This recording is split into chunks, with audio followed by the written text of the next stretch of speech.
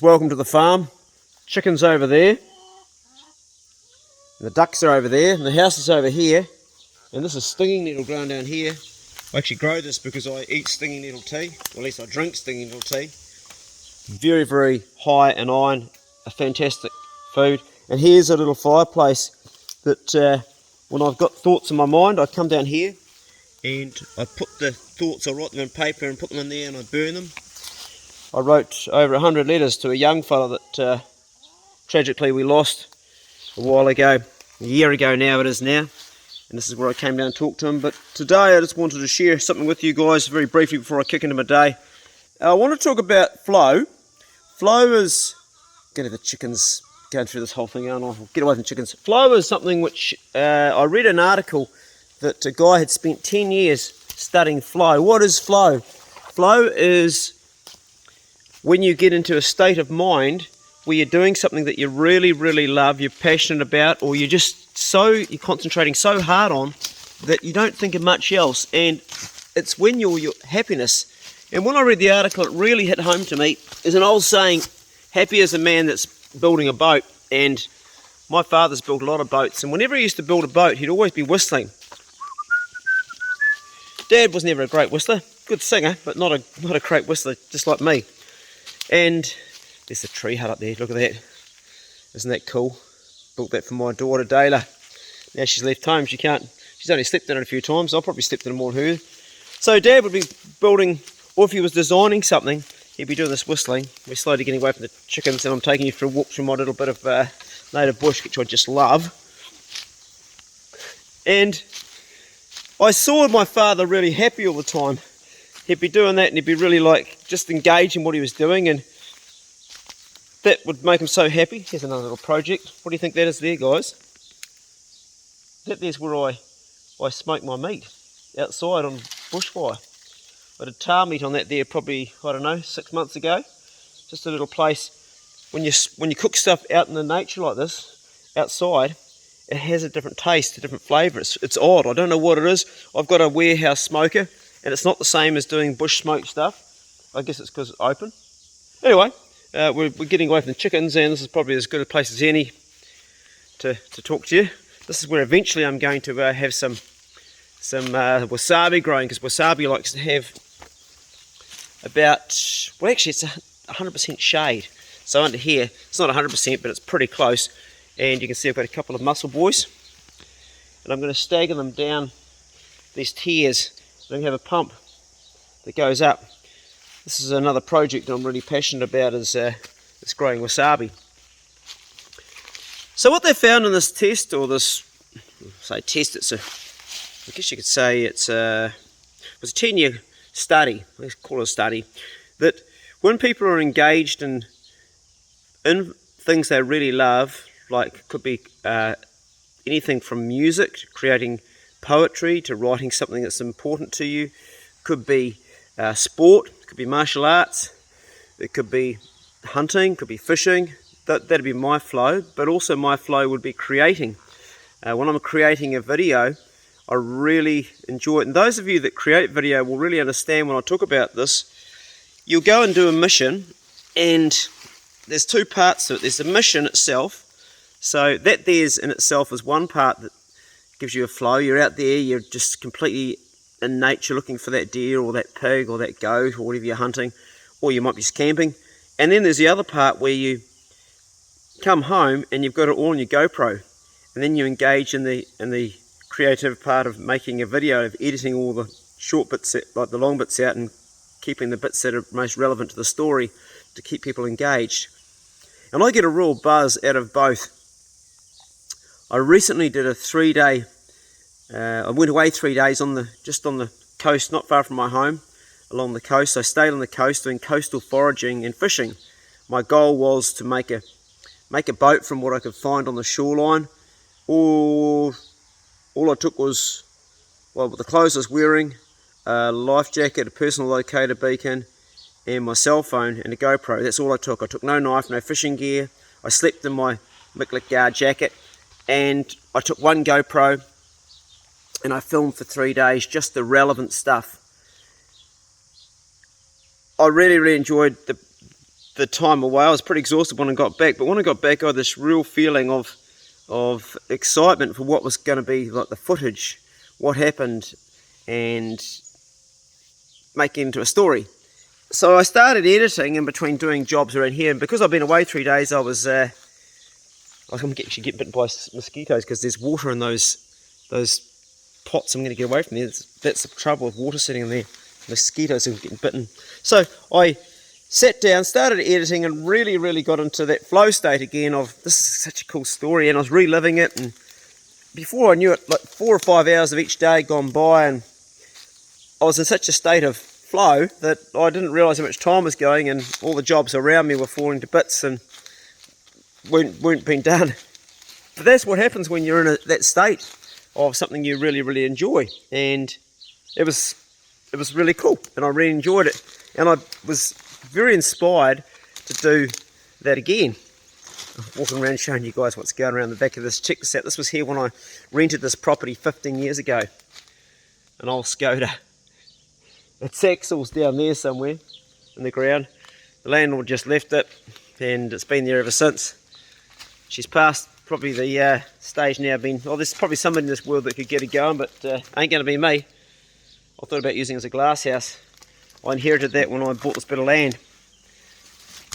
So one of the things that also gets me into a flow state is fishing. I get into that, just that concentration.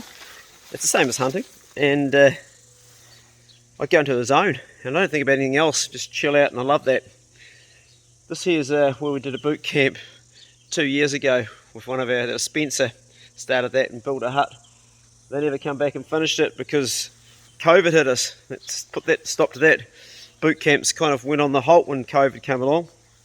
So today's yak is about flow, and it's good to try to do things in your life that bring on flow, because what that 10-year study show was that while you're in flow is when you're your happiest, and also showed your immune system works better, and if you've got depression or anxiety or anything that's really slowing you down, it alleviates it hugely.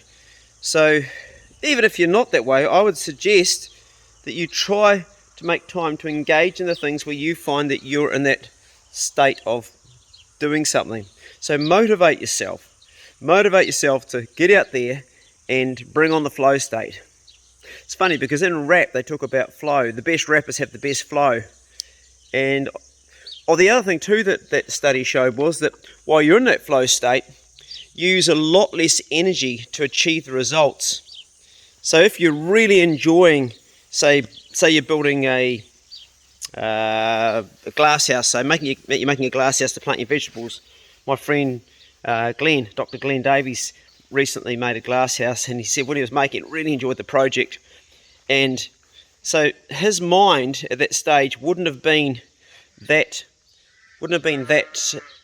sheep's heard me, wouldn't have been that using up that much energy, because he's in a state of sort of, there's a euphoric thing going on where you've been driven from other, I don't know how the energy works or how that actually happens, but everything works a lot better. I guess that's why it's called flow.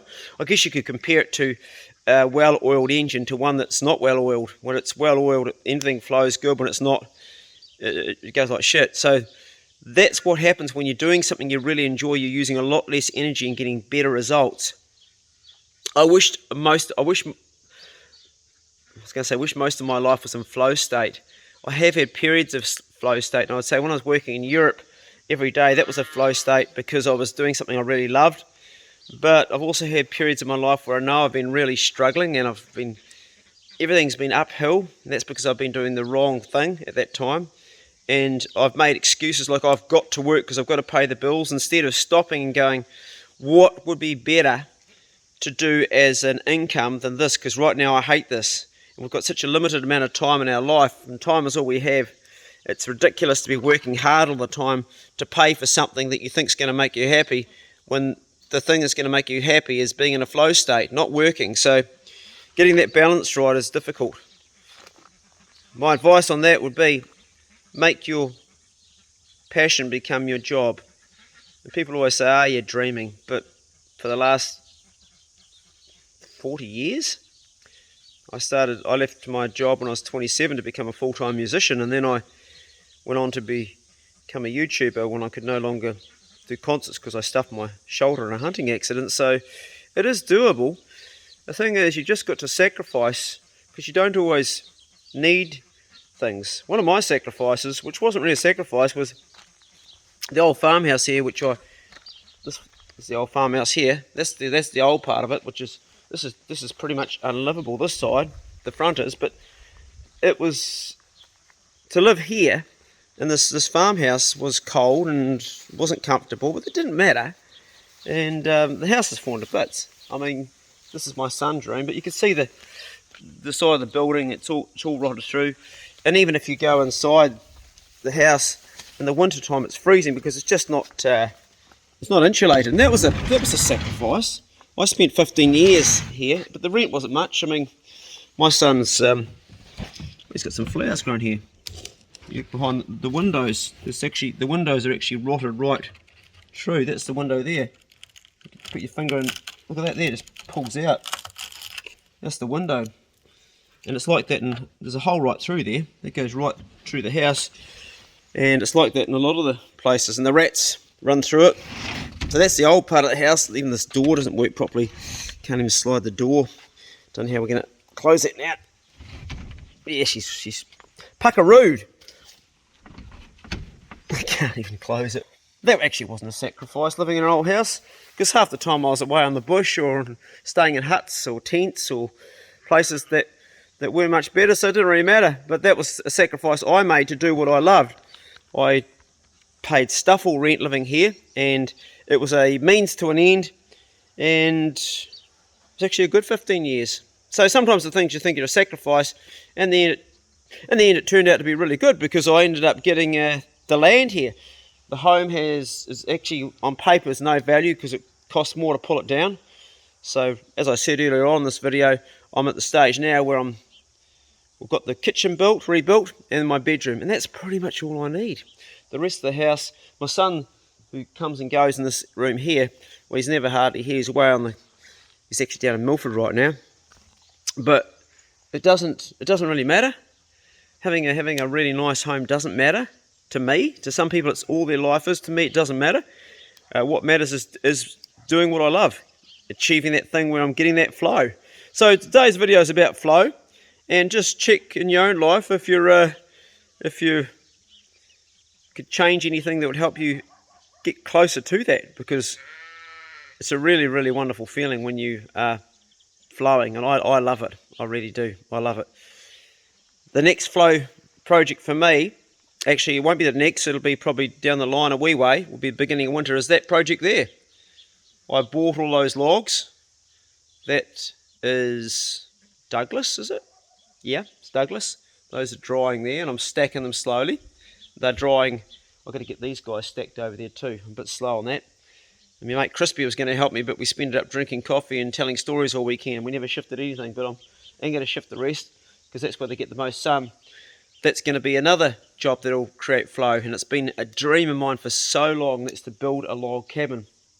I've really, really wanted to build a log cabin since I was a little boy, and now I'm nearly 60, and it's like, geez, I'm going to make it happen. It's on the bucket list.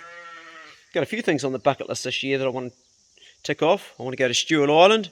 I want to build a log cabin, and I also want to go back on the coast again, and I want to try and make a whole like camping session on the coast. I call it camping because it's not survival, because it's summertime, but I want to do that with nothing man-made at all except the clothes I'm wearing.